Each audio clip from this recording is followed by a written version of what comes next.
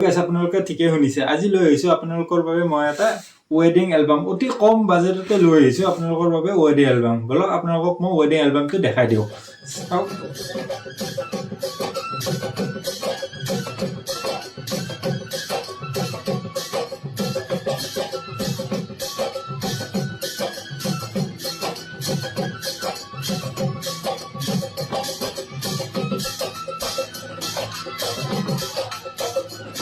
আপোনালোকে যদি এনেকুৱা এলবাম বনাব বিচাৰে আপোনালোকৰ বিয়াত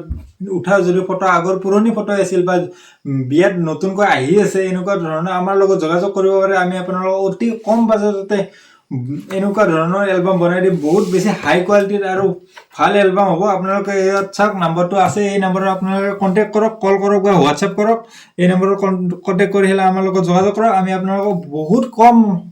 বাজেটতে এলবামটো বনাই দিম